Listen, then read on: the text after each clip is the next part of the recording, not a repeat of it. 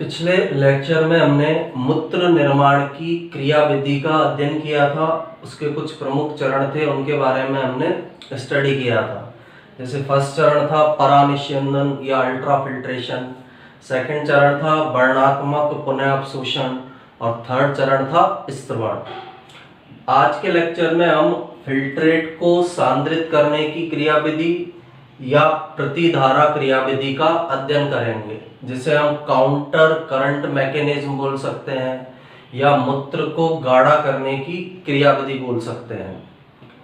अब इस क्रिया विधि में सबसे पहले तो पहला पॉइंट क्या है कि स्तनधारियों द्वारा सांद्रित मूत्र का उत्सर्जन किया जाता है। स्तनधारी जो जीव हैं उनके द्वारा गाढ़े मूत्र का उत्सर्जन किया जाता है, यानी पानी की कम मात्रा का उनके शरीर से नुकसान हो, इसलिए सांद्रित मूत्र का उत्सर्जन स्तनधारियों के द्वारा किया जाता है। सेकंड, फिल्ट्रेट के सांद्रण में हेनले लूप और बासा रेक्टा सहायक है। फिल्ट्रेट क्या है ये हम पहले पढ़ चुके हैं। ग्लोमेरुलस से रक्त का जो भाग छनता है वो फिल्ट्रेट है, और उससे ही आगे जाकर यूरिन का फॉर्मेशन होगा या मूत्र का निर्माण होगा। तो उसको सांद्र करने में दो प्रमुख संरचनाएं सहायक होती है। पहली स्ट्रक्चर हेनले लूप जो नेफ्रॉन का भाग है, सेकंड स्ट्रक्चर बासा रेक्टा जो केशिकाएं होती है, केशिकाओं का एक समूह होता है जिसे हम बासा रेक्टा कहते हैं। तो इन दो संरचनाओं के द्वारा फिल्ट्रेट के सांद्रण में महत्वपूर्ण भूमिका निभाई जाती है। सबसे पहले हेनले लूप की यदि हम बात करें तो हेनले लूप, ये हमें रेड कलर वाला हेनले लूप दिखाई दे रहा है, ये हेनले लूप की अवरोही भुजा है, ये हेनले लूप की आरोही भुजा है।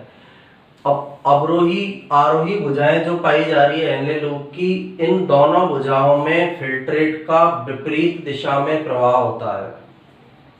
जैसे हेनले लूप की अवरोही भुजा है तो इसमें फिल्ट्रेट ऊपर से नीचे की ओर आएगा, जबकि हेनले लूप की आरोही भुजा में फिल्ट्रेट नीचे से ऊपर की ओर जाता है। यानी यहाँ पर जो फिल्ट्रेट है उसका दोनों भुजाओं में एक दूसरे के विपरीत प्रवाह होता है, जिससे प्रतिधारा उत्पन्न होती है। यानी जो भुजाएं हैं हेनले लूप की, इस तरह से हेनले लूप है, ये इसकी अवरोही भुजा, ये इसकी है आरोही भुजा। ये आरोही है, ये कौन सी है अवरोही। तो अवरोही भुजा में जो फिल्ट्रेट आता है वो ऊपर से नीचे आएगा, ऊपर से आता है पीसीटी में से इसमें आता है, और आरोही भुजा में जो फिल्ट्रेट है वो नीचे से ऊपर जाता है। तो विपरीत दिशा में प्रवाह के कारण हेनले लूप की दोनों भुजाओं में प्रतिधारा उत्पन्न होगी। इसी प्रकार जो बासा रेक्टा है, ब्लू कलर वाली स्ट्रक्चर, इसमें भी दो भुजाएं पाई जा रही है। ये बासा रेक्टा की अवरोही भुजा है और ये बासा रेक्टा की आरोही भुजा है। यहाँ हम देख रहे हैं ये बासा रेक्टा है, ये वाला ब्लू कलर वाला, तो इसमें ये अवरोही भुजा है, ये बासा रेक्टा की आरोही भुजा है। तो इनमें भी रक्त का प्रवाह विपरीत दिशा में होता है। अवरोही भुजा में रक्त ऊपर से नीचे की ओर आता है, ये यहाँ से इस तरह आएगा, और आरोही भुजा में रक्त नीचे से ऊपर की ओर जाता है। तो इस प्रकार से बासा रेक्टा की दोनों भुजाओं में रक्त का विपरीत प्रवाह होगा, जिससे प्रतिधारा उत्पन्न होगी। हेनले लूप की दोनों भुजाओं में भी फिल्ट्रेट का विपरीत दिशा में प्रवाह हो रहा है, जिससे प्रतिधारा उत्पन्न होगी। अब इन दोनों में जो प्रतिधारा उत्पन्न हो रही है, हेनले लूप और बासा रेक्टा की प्रतिधारा, इन दोनों के बीच उपस्थित मध्यांश अंतरावकाश के परासरण दाब का नियमन करती है। ये जो बीच में खाली स्थान दिखाई दे रहा है ये मध्यांश अंतरावकाश है। तो दोनों संरचनाओं में, बासा रेक्टा में और हेनले लूप में जो प्रतिधारा पाई जा रही है वह इस मध्यांश अंतरावकाश के परासरण दाब का नियमन करेगी। दोनों की प्रतिधारा के द्वारा इस मध्यांश अंतरावकाश के परासरण दाब को कंट्रोल करने का कार्य किया जाता है, जिससे कि मूत्र का सही प्रकार से सांद्रण हो सके। तो दोनों संरचनाएं सहायक, एक हेनले लूप और दूसरी स्ट्रक्चर जो इसमें सहायक होती है बासा रेक्टा होगी। अब ऑस्मोटिक प्रेशर या परासरण दाब मध्यांश के बाहरी भाग से आंतरिक भाग की ओर लगातार बढ़ता है। जैसे हम जब किडनी की स्ट्रक्चर पढ़ी थी तो बाहर वाले भाग को बोला था बलकुट या कॉर्टेक्स, अंदर वाले भाग को मेडुला या मध्यांश बोला था। तो बलकुट भाग से जब हम अंदर मध्यांश की ओर जाते हैं तो परासरण दाब के मान में लगातार वृद्धि होती है। जैसे बलकुट भाग में परासरण दाब है 300 मिली ऑस्मोल पर लीटर, MOSM का मतलब है मिली ऑस्मोल, ये परासरण दाब को मापने की इकाई है इसमें। फिर नीचे गए अंदर मेडुला वाले भाग में 600 मिली ऑस्मोल पर लीटर, और नीचे जाते हैं 900 मिली ऑस्मोल पर लीटर, और बिल्कुल अंदर पहुंच जाते हैं मेडुला में तो परासरण दाब का मान हो जाता है 1200 मिली ऑस्मोल पर लीटर। यानी बलकुट भाग से मध्यांश की ओर जाने पर, आंतरिक भाग की ओर जाने पर परासरण दाब लगातार बढ़ता है। जैसे बलकुट की ओर 300 मिली ऑस्मोल पर लीटर है, आंतरिक मेडुला में 1200 मिली ऑस्मोल पर लीटर पाया जा रहा है। ये जो दाब का अंतर पाया जा रहा है, यानी बाहर 300 मिली ऑस्मोल, अंदर 1200 मिली ऑस्मोल, यह प्रवणता सोडियम क्लोराइड और यूरिया के कारण होती है। यानी दो प्रमुख प्रकार के पदार्थ हैं जिनके कारण इस परासरण दाब में अंतर पाया जाएगा या परासरण दाब प्रवणता उत्पन्न होती है। पहला पदार्थ NaCl, दूसरा पदार्थ होता है यूरिया। इन दो पदार्थों के कारण इस प्रवणता को बनाए रखा जाता है। अब किस प्रकार बनाए रखा जाता है? हेनले लूप के अंदर हमने पढ़ा था अवरोही भुजा जल के लिए पारगम्य है, तो वो जल को फिल्ट्रेट में से निकालकर बासा रेक्टा में डाल देती है। आरोही भुजा NaCl के लिए पारगम्य है, तो वो फिल्ट्रेट से NaCl को निकालकर बासा रेक्टा के अंदर डाल देती है, या हम ये बोल सकते हैं मध्यांश अंतरावकाश के अंदर डाल देती है, जिसके कारण इस परासरण सांद्रता को बनाए रखने का काम किया जाता है। तो NaCl का परिवहन हेनले लूप की आरोही भुजा द्वारा होता है। ये हेनले लूप है, ये इसकी कौन सी भुजा है? आरोही। इसके द्वारा NaCl का ट्रांसपोर्टेशन किया जाएगा और यह NaCl को बासा रेक्टा की अवरोही भुजा में डाल देता है। ये बासा रेक्टा की अवरोही भुजा है, तो ये हेनले लूप की आरोही भुजा से NaCl बासा रेक्टा की अवरोही भुजा में आता है। क्यों आ रहा है? इसलिए आ रहा है जिससे कि NaCl का कंसंट्रेशन इसके अंदर लगातार सही प्रकार से बना रहे। इसमें जब NaCl आ जाएगा तो बासा रेक्टा की जो आरोही भुजा है इस NaCl को मध्यांश अंतरावकाश के अंदर डाल देती है, जिससे कि मध्यांश का जो अंतरावकाश है उसमें NaCl की निश्चित मात्रा बनी रहती है। तो पहला NaCl से रिलेटेड है। NaCl में क्या है? हेनले लूप की आरोही भुजा ने NaCl को किसके अंदर डाला? बासा रेक्टा की अवरोही भुजा में। इसके बाद बासा रेक्टा की आरोही भुजा इस NaCl को मध्यांश के अंतरावकाश में डाल देगी, जिससे NaCl की सांद्रता उस मध्यांश अवकाश में लगातार सही प्रकार से बनी रहती है। इसके अलावा दूसरा पदार्थ यूरिया की कुछ मात्रा का विसरण द्वारा आरोही भुजा में प्रवेश होता है, जिसे संग्रह नलिका द्वारा अंतरावकाश में लौटा दिया जाता है। यानी जब हमने मूत्र निर्माण की क्रिया विधि पढ़ी थी तो हमने पढ़ा था कि संग्रह नलिका का जो लास्ट वाला पार्ट है उस भाग में से यूरिया की कुछ मात्रा को अंतरावकाश में डाला जाता है, जिससे अंतरावकाश में यूरिया की मात्रा का नियमन होगा। अब यदि यूरिया की मात्रा ज्यादा हो जाती है तो यूरिया विसरण द्वारा आरोही भुजा में आ जाएगा। हेनले लूप की आरोही भुजा में यूरिया प्रवेश कर जाता है। यहाँ से यूरिया वापस दूरस्थ कुंडलित नलिका से होता हुआ संग्रह नलिका में आ जाएगा। तो इस तरह यूरिया का एक चक्र इसके अंदर चलेगा, जिससे यूरिया की मात्रा का अंतरावकाश के अंदर नियमन किया जाता है। NaCl और यूरिया का परिवहन हेनले लूप और बासा रेक्टा द्वारा संपन्न होता है। अब ये जो परिवहन है सोडियम क्लोराइड का, यूरिया का हेनले लूप और बासा रेक्टा के द्वारा संपन्न हो रहा है। इस क्रियाविधि को ही हम प्रतिधारा क्रियाविधि कहते हैं। ये जो प्रोसेस है इनका जो परिवहन NaCl यूरिया का हो रहा है, इस क्रियाविधि को हम प्रतिधारा क्रियाविधि या काउंटर करंट मैकेनिज्म कहते हैं। किस प्रकार से हो रहा है? हेनले लूप की अवरोही भुजा NaCl को बासा रेक्टा की किस भुजा के अंदर डाल रही है? आरोही भुजा में। ये बासा रेक्टा की आरोही भुजा है, हेनले लूप की अवरोही भुजा बासा रेक्टा की अवरोही भुजा के अंदर NaCl का ट्रांसफर कर रही है। इसके बाद जो NaCl है बासा रेक्टा के द्वारा मध्यावकाश में पहुंच रहा है। तो जो मध्यावकाश है, मध्यांश का अंतरावकाश है, उसमें NaCl की मात्रा का नियमन हो रहा है। सेकंड, जो संग्रह नलिका थी उससे यूरिया आता है मध्यावकाश में या मध्यांश के अंतरावकाश में, तो यूरिया की मात्रा का नियमन होगा। ज्यादा यूरिया होगा तो इस आंतरिक मध्यावकाश से इसको वापस हेनले लूप की आरोही भुजा में डाल दिया जाएगा, जो DCT से होकर संग्रह नलिका में चला जाएगा। ज्यादा NaCl की मात्रा होगी तो NaCl को भी इसी क्रियाविधि के द्वारा नियमन किया जाता है या उसका नियमित किया जाता है।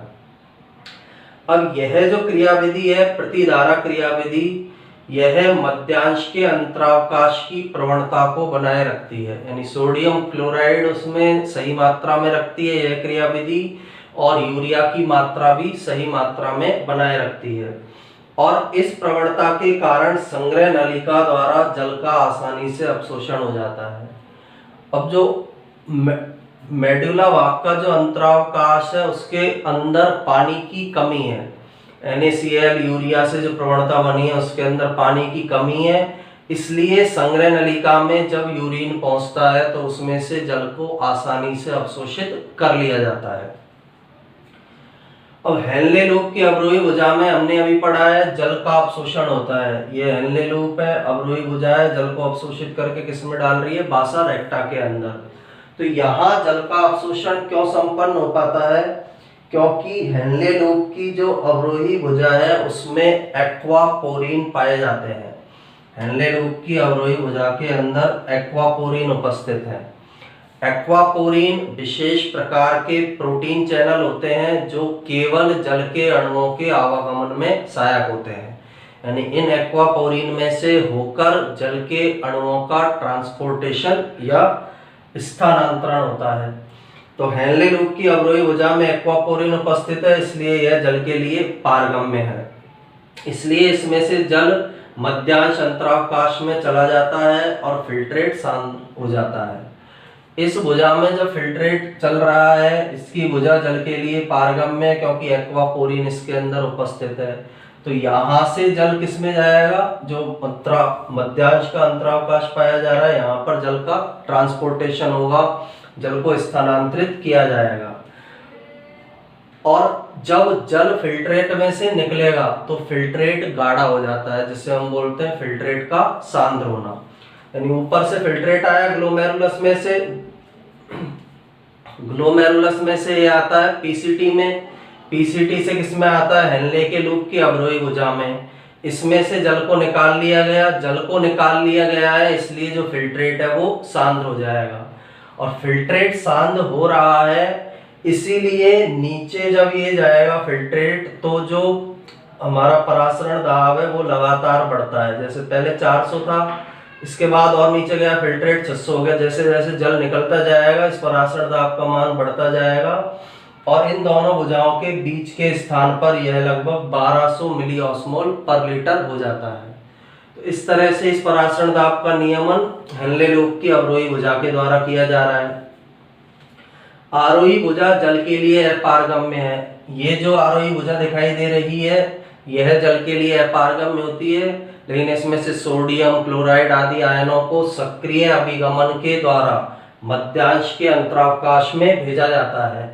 सोडियम क्लोराइड यहाँ से नीचे से ऊपर से निष्क्रिय अभिगमन द्वारा और सक्रिय अभिगमन द्वारा मध्यांश के अंतरावकाश के अंदर इसको डाला जाता है। ये भुजा डाल देती है बासा रेक्टा में। बासा रेक्टा की जो आरोही भुजा है उसे मध्यांश अंतरावकाश के अंदर स्थानांतरित कर देगी। तो NaCl जब निकलेगा फिल्ट्रेट में से तो फिल्ट्रेट यहाँ पर कैसा हो जाता है? तनु, यानी पतला हो जाता है। और जब तनु होगा तो यहाँ से ऊपर जाते टाइम इस परासरण दाब का मान कम हो जाता है।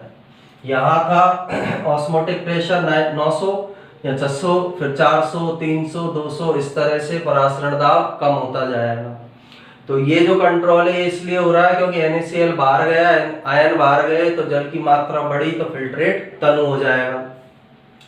अब इस फिल्ट्रेट के तनु होने, सांद्र होने, इसका प्रभाव मेडुला के अंतरावकाश पर पड़ता है। और मेडुला के अंतरावकाश के अंदर, अब बाहर वाला जो फिल्ट्रेट जो इसके अंदर चल रहा है, हेनले लूप में जो फिल्ट्रेट चल रहा है, उसकी तुलना में जो मेडुला अंतरावकाश है, उसके अंदर जल की कमी होती है। सांद्रता ज्यादा है, मान ज्यादा है, 1200 मिली ऑस्मोल पर लीटर।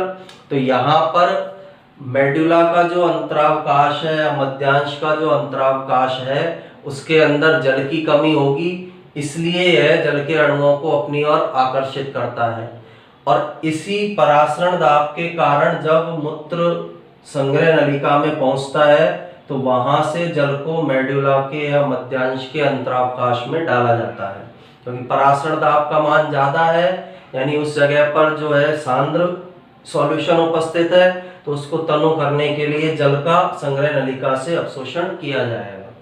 तो इस तरह से जल को विभिन्न प्रकार से अवशोषित करके मूत्र को सांद्र या गाढ़ा बनाया जाता है, जिसे हम प्रतिधारा क्रियाविधि के नाम से जानते हैं। इस प्रोसेस को हम प्रतिधारा क्रियाविधि कहते हैं।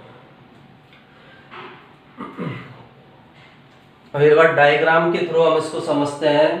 सबसे पहले हेनले लूप के अंदर फिल्ट्रेट आया। फिल्ट्रेट जैसे जैसे नीचे जा रहा है, आरोही भुजा में जल का अवशोषण हो रहा है और जल को डाला जा रहा है जो मेडुला का अंतरावकाश है उसके अंदर। जल जैसे जैसे निकल रहा है, परासरण दाब का मान इस भुजा के अंदर लगातार क्या होता जा रहा है, बढ़ता जा रहा है। दोनों भुजाओं के सेंटर में बहुत अत्यधिक हो जाता है, 1200 मिली ऑस्मोल पर लीटर हो जाएगा। आरोही भुजा में जब ये फिल्ट्रेट चढ़ेगा, तो यहाँ पर ये आरोही भुजा NaCl के लिए पारगम्य, जल के लिए पारगम्य, तो NaCl के अणु निकलेंगे, जिससे जल तनु होगा। तनु होगा तो उसका ऑस्मोटिक प्रेशर कम होता है, 900, 600, 400, 300, 200 इस तरह से हो जाता है। सेकंड, बासा रेक्टा में जब रक्त का प्रवाह हो रहा है, तो इस प्रवाह के अंदर जो हेनले लूप की आरोही भुजा है वो NaCl को डाल रही है। NaCl जैसे जैसे ऐड होता जाएगा, तो रक्त जो है उसके अंदर सांद्रता बढ़ती जाती है, जिसके कारण परासरण दाब का मान इसमें नीचे की ओर जाने पर बढ़ता है। बीच में आकर 1200 हो जाएगा। यहाँ पर जो बासा रेक्टा की भुजा है, यहाँ पर हेनले लूप की अवरोही भुजा से जल को डाला जा रहा है, यानी ये पतला होता जा रहा है। पतला होता जाएगा तो परासरण दाब का मान यहाँ से कम होना स्टार्ट हो जाता है, 1000, 800, 600, 400 इस तरह से कम होगा। दोनों के बीच प्रतिधारा चल रही है। हेनले लूप के अंदर इस तरह से डायरेक्शन है, हेनले लूप में इस तरह का डायरेक्शन है, जबकि बासा रेक्टा में रक्त का इस तरह का डायरेक्शन है। तो दोनों के बीच प्रतिधारा चलती है, काउंटर करंट चलता है, जिससे NaCl का, जल का, इनका आपस में आदान प्रदान होता है। यूरिया संग्रह नलिका से मेडुला के अंतरावकाश में आ जाता है। ज्यादा मात्रा होगी तो इसे हेनले लूप की आरोही भुजा में डाल दिया जाता है, जहां से होकर ये DCT से होकर वापस संग्रह नलिका में आ जाएगा। तो यूरिया की मात्रा का कंट्रोल होगा, NaCl की मात्रा का कंट्रोल जो हेनले लूप की आरोही भुजा है बासा रेक्टा में NaCl को डालेगी। इस NaCl को बासा रेक्टा मेडुला के अंतरावकाश के अंदर डाल देता है, जिससे NaCl की मात्रा का कंट्रोल होगा। और इस कंट्रोल के द्वारा ही NaCl और यूरिया की मात्रा के कंट्रोल के द्वारा ही मेडुला का जो अंतरावकाश है उसकी परासरणीय प्रवणता को बनाए रखा जाता है। और उस परासरणीय प्रवणता के कारण जो संग्रह नलिका है उससे जल का आसानी से अवशोषण हो जाता है। जल का जब अवशोषण होगा, पहले यहाँ पर हो गया है, जो हेनले लूप की अवरोही भुजा उसमें से जल को ले लिया, इसके बाद संग्रह नलिका में से भी जल को अंदर अवशोषित कर लिया है। तो इसके कारण जो मूत्र है वो सांद्र होता जाता है या फिल्ट्रेट सांद्र होता है, जिसे हम प्रतिधारा क्रियाविधि या काउंटर करंट मैकेनिज्म के नाम से जानते हैं। और इसके द्वारा मूत्र को सांद्रित या गाढ़ा बनाया जाता है। तो सिंपल सा मेथड है। बलकोट से नीचे जाते टाइम जो परासरण दाब है वो बढ़ता जा रहा है, परासरण दाब बढ़ रहा है। आंतरिक मेडुला के अंदर परासरण दाब ज्यादा है, तो वो जल के लिए जल के अणुओं को आकर्षित करेगा और संग्रह नलिका से जल को ले लिया जाएगा। PCT जो अवरोही भुजा हेनले लूप की, उससे जल को ले लिया जाएगा और मूत्र को तनु या गाढ़ा बनाया जाएगा। दो प्रकार के पदार्थ सहायक है, NaCl और यूरिया, जिसके कारण इस मेडुला भाग के अंतरावकाश की परासरणीय प्रवणता बनी रहती है। तो इसके भी नोट्स बनाने के लिए आप इसका स्क्रीनशॉट ले सकते हैं।